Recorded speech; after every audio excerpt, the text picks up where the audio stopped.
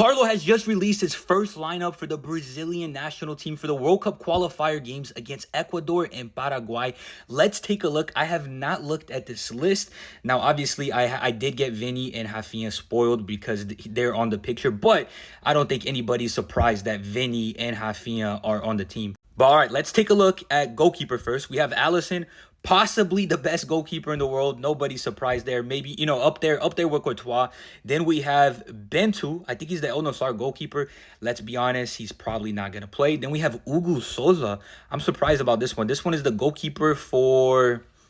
That is the goalkeeper for Corinthians, I believe. Then let's take a look at the fullbacks. We got Alexandro. He plays for Flamengo in the Brazilian league. I'm sure y'all are familiar with him. He used to play at Juventus. I genuinely am sick and tired of seeing Alexandro. But I'm happy not to see Danilo, bro. There's no Danilo here. Finally, it's done and over. We're done calling up Danilo.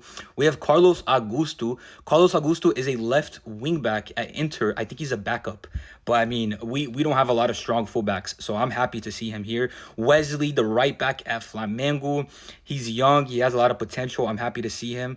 And then Venderson. I believe Venderson plays for Monaco. All right, now let's take a look at the center backs. First, we have Alexandro. I'm not going to lie. I have genuinely no clue who Alexandro is. That's confusing to me. Then we have Beraldo, the center back at PSG. Then we have Marquinhos, the other center back at PSG. Leo Ortiz, the center back for Flamengo. He's a good center back, but oh my God, I just saw Danilo. Dude, we have not escaped Danilo. They're considering Danilo a center back now. He plays for Flamengo, same as Alexandro. Are we ever going to escape Danilo, bro? He was never that good, and now that he's old, he's even worse, bro. What are we doing?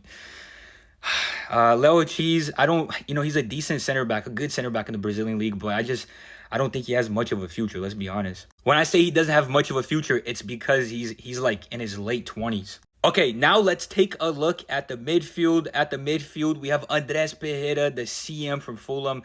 I like him, bro. I like him. He's really good at free kicks, too.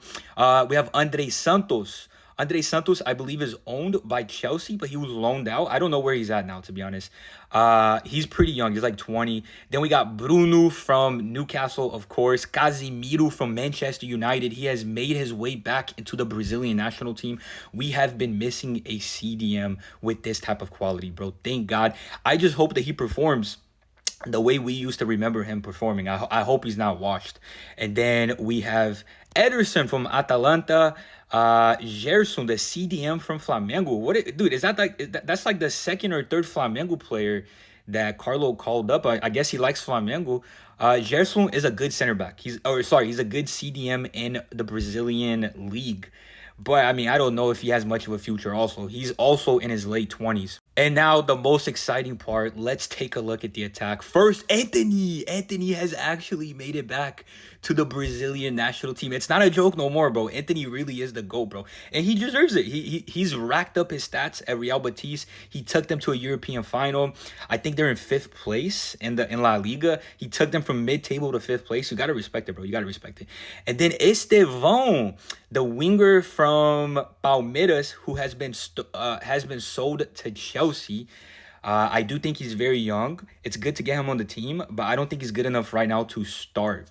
Like, I think he's definitely one for the future. And then after Estevão, we have Gabriel Martinelli from Arsenal. I like Martinelli, but I just don't think he's the guy. Like, I don't think Martinelli should be starting. And then we have Matheus Cunha. Matheus Cunha has been taking off with Wolves. If he's taking off with that team, he should be good enough for Brazil. I believe in his last call-up against Argentina, he actually scored against Argentina, so I'm happy to see him here. And then after Matheus Cunha, we have Rafinha, of course, no surprise. Potentially a Ballon d'Or winner this year. Of course, he's going to be here. And then we have Richarlison. Richarlison is back. Ubombo, bro. He's back on the Brazilian national team. I like Richarlison. He won the Europa League. I don't know if he's good enough to be on this team. Like, if Rodrigo, if you guys don't know, Rodrigo asked Carlo to not put him on the team because he wants a mental and physical rest after the season. But if Rodrigo was ready to play, I don't think Richarlison would be here. I like him personally as a person, but as a player, I don't know if he's good enough to be on this team. And then the last player, of course, Vinicius Jr., the best player of 2024. And this season, yeah, it wasn't as good as the season before, but still, 38 goal contributions is not for everybody. I mean, top players around Europe would love to have those numbers from Vinny, and people are trying to convince me that he had a flop season. But yeah, overall, decent call up from Carlo. Of course, he's gonna need some time to get to know the Brazilian players, especially the Brazilian league players. And then I think the call ups will get even better. And we do need to win this game. I mean, we're about to play Ecuador. If we beat Ecuador, we could go all the way to second place.